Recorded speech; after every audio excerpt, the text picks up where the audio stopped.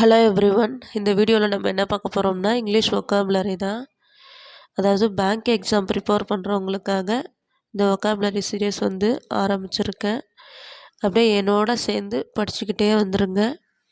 ரொம்ப உங்களுக்கு எளிமையாக இருக்கும். ரொம்ப ஒக்காபுலரி இதெல்லாம் மனப்பாடம் பண்ணணும் அப்படிலாம் ரொம்ப யோசிக்காதீங்க. ஒரே விஷயத்த நம்ம திரும்ப திரும்ப திரும்ப திரும்ப பார்த்துக்கிட்டே இருந்தோம் அப்படின்னாவே போதும். காதால் கேட்டுக்கிட்டே இருந்தாலே போதும். இதுக்காக தனியாக உட்காந்து மெமரி பண்ணணுங்கிற எந்த அவசியமும் இல்லை. ரெகுலராக டெய்லியும் ஒரே விஷயத்த திரும்ப பார்த்தாலே மனசில் பதிய ஆரம்பிச்சிடும். ஓகேவா? ரொம்ப ஈஸியாக கற்றுக்கலாம். ஒன்றும் பயப்படாதீங்க. என் கூட இந்த ஒக்காபுலரியை கற்றுக்கிட்டே வாங்க, சொல்லிக்கிட்டே வாங்க. நான் அதை ரிப்பீட் பண்ணுறேன் அப்படின்னா என்னோட சேர்ந்து நீங்களும் சொல்லுங்கள். சரியா? பார்க்கலாமா? வீடியோக்குள்ளே போகலாமா? ஒக்காபுலரி கற்றுக்கலாமா? அப்ஸ்ட்ரியூஸ் அப்படின்றது தான் நம்மளுடைய முதல் ஒக்காப். ஓகேவா? அப்ஸ்ட்ரியூஸ்னால் ஒன்றுமே இல்லை.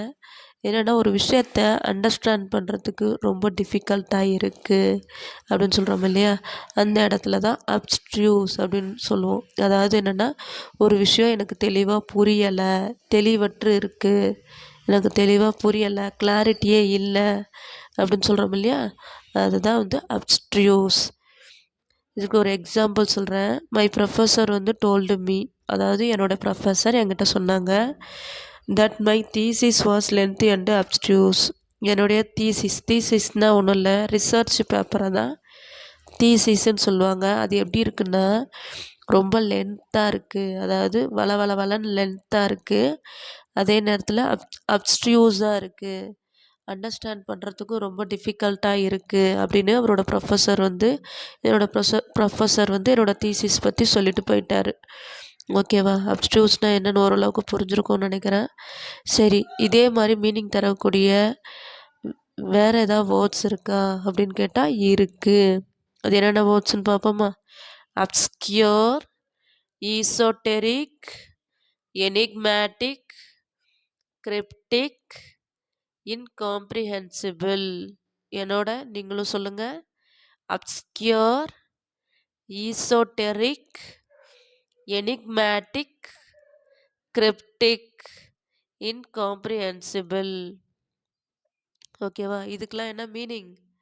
ஒரு விஷயத்த அண்டர்ஸ்டாண்ட் பண்ணுறதுக்கு ரொம்ப டிஃபிகல்ட்டாக இருக்குது, தெளிவாக சொல்லாமல் இருப்பாங்க இல்லையா? தெளிவாக ஒரு விஷயம் புரியலை அப்படிங்கிற இடத்துல இந்த மாதிரி வேர்ட்ஸ் எல்லாம் யூஸ் பண்ணலாம். ஓகே, அடுத்தது ஒரு விஷயம் தெளிவாக புரியலை, அதற்கு ஆப்போசிட் மீனிங் என்னவாக இருக்கும்? ஒரு விஷயம் எனக்கு தெளிவாக புரியுது, ஈஸி டு அண்டர்ஸ்டாண்ட். வெளிப்படையாக சொல்லுங்கள் இதில் என்ன சொல்ல வராங்க அப்படிங்கிறது. ஸோ இதுதான் வந்து இதற்கு ஆப்போசிட் மீனிங். ஸோ அந்த மாதிரி இடத்துல என்ன மாதிரி வேர்ட்ஸ் யூஸ் பண்ணலாம் அப்படின்னா apparent, distinct, evident, lucid, obvious. என்னோட சேர்ந்து திரும்ப சொல்லுங்க. Apparent, distinct, evident, lucid, obvious. I think so அப்ஸ்ட்ரியூஸ்னா என்னன்றது ஓரளவுக்கு கிளியராக அண்டர்ஸ்டாண்ட் ஆகிருக்கும். ஓகே, அடுத்த வேர்டு போகலாமா? ஹாரண்டஸ். அடுத்த வேர்டு என்னென்னா ஹாரண்டஸ். ஹாரண்டஸ்னால் ஒன்றும் இல்லை, எக்ஸ்ட்ரீம்லி டெரிபிள் அப்படி இல்லைன்னா அன்பிளசன்ட். இதற்கு என்னங்க அர்த்தம் அப்படின்னா பயங்கரமான, எக்ஸ்ட்ரீம்லி டெரிபிள் ஆர் அன்பிளசன்ட், பயங்கரமான. என்னது? ஹாரண்டஸ்னால் ஒன்றும் இல்லை, பயங்கரமான. ஓகேவா? ஒரு எக்ஸாம்பிள் சொல்கிறேன். The next 6 miles were truly horrendous. We could not see more than 10 feet in front of us due to fog. Fogனா ஒன்றும் இல்லை, பனின்னு சொல்லுவாங்க. ஓகேவா? அதாவது நடந்து போயிட்டுருக்கோம், வழிப்பாதை ஒரு 10 அடிக்கு மேலே சுத்தமாக தெரியல. என்னன்னு பார்த்தா பனி ஃபுல்லாக வழியை மறைச்சிருக்கு. வழி ஃபுல்லாக என்ன இருக்குது? பனியால் மூடப்பட்டிருக்கு. ஆனால் அடுத்து வரக்கூடிய 6 மைல் என்னவாக இருக்க போதான்? ரொம்ப பயங்கரமானதாக இருக்க போதான், ஹாரண்டஸாக இருக்க போகுதான். ஓகே, ஹாரண்டஸ்னால் ஓரளவுக்கு உங்களுக்கு என்ன மீனிங்கிறது அண்டர்ஸ்டாண்ட் ஆகிருக்கும்னு நினைக்கிறேன். அந்த எக்ஸாம்பிள் வச்சு சொல்லி கொடுக்கும்போது இப்போது ஹாரண்டஸ்க்கு பதிலாக வேறு ஏதாவது வேர்ட்ஸ் யூஸ் பண்ணலாமா? யூஸ் பண்ணலாம். என்னென்ன வேர்ட்ஸ் இருக்குது பார்க்கலாமா? Dreadful, frightful, appalling, grisly, ghastly.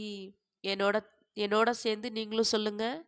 dreadful, frightful, appalling, grisly, ghastly. ஓகேவா? ஒரு 5 வேர்ட்ஸ் கற்றுக்கிட்டோம். எதோட? ஹாரண்டஸோட சேர்த்து.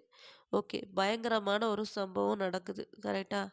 அப்போது எல்லாரும் பயந்து போயிருக்காங்க, அப்படி தானே?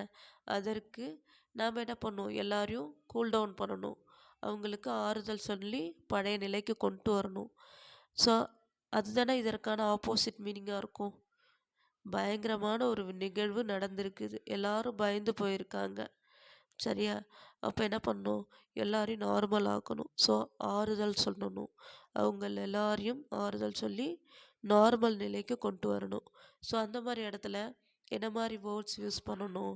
இந்த ஆறுதல் சொல்லணும்னு சொன்னேன்ல, அந்த அந்த வேர்ட்ஸுக்கு இங்கிலீஷில் எப்படிலாம் சொல்லலாம் அப்படின்னா, காமிங், அவங்கள காம் பண்ணுங்க. கம்ஃபோர்ட்டிங், கம்ஃபோர்ட் ஜோனுக்கு கொண்டு வாங்க. Consoling, pacifying, satisfying. இது எல்லாம் ஆறுதலுக்கான வார்த்தைகள், சரியா? ஸோ ஆறுதல் அப்படிங்கிற வார்த்தைக்கு இங்கிலீஷில் சொல்லக்கூடிய வேர்ட்ஸ், ஓகேவா? ஓகே, என்னோட சேர்ந்து மறுபடியும் சொல்லுங்கள். Calming, comforting, consoling, pacifying. Okay, என்னென்ன வேர்ட்ஸ் பார்த்தோம்?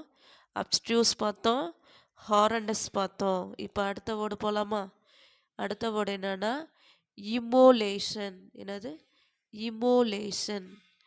இமோலேஷன்னா என்னென்னா to kill and sacrifice some one, அதாவது யூஸ்வலி பை பேர்னிங் அப்படின்னு சொல்கிறாங்க. அதாவது அந்த காலத்துலலாம் இந்த சூனியக்காரங்களாம் என்ன பண்ணுவாங்க? யாரையா பலி கொடுக்கணுன்னா நெருப்பில் போட்டு எரிச்சிருவாங்க இல்லையா? ஸோ அதுதான் இங்கே இமோலேஷன்.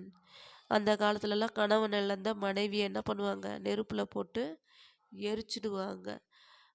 இறந்து போன கணவருக்காக தன்னுடைய வாழ்க்கையை அர்ப்பணிக்கிற விதமாக இந்த மனைவிமார்களை நெருப்பில் போட்டு எரிச்சு போடுவாங்க.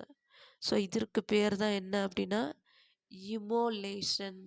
சாக்ரிஃபைஸ் அப்படின்னா தன்னுடைய வாழ்க்கையை அர்ப்பணிக்கிறாங்க, அர்ப்பணித்தல், அதுதான் சாக்ரிஃபைஸ்.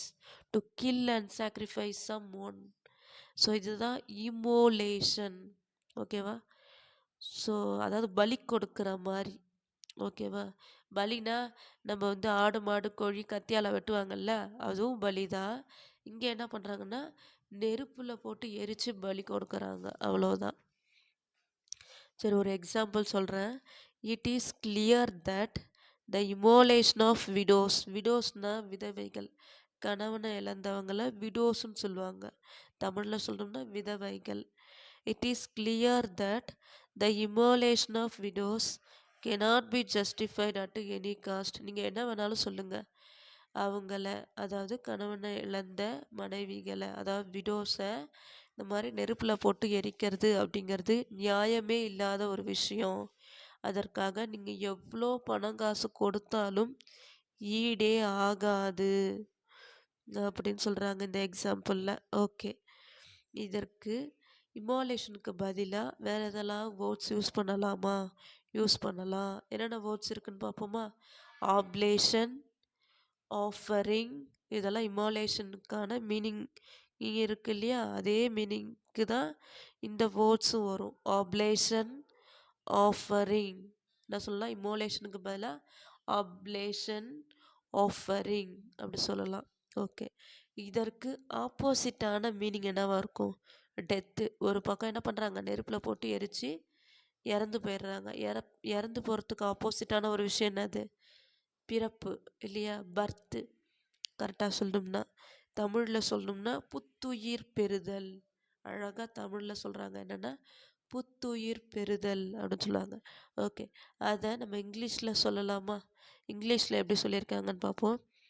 Reviewing, இன்விகுரேட்டிங், revitalising. என்னோட சேர்ந்து நீங்களும் சொல்லுங்கள்.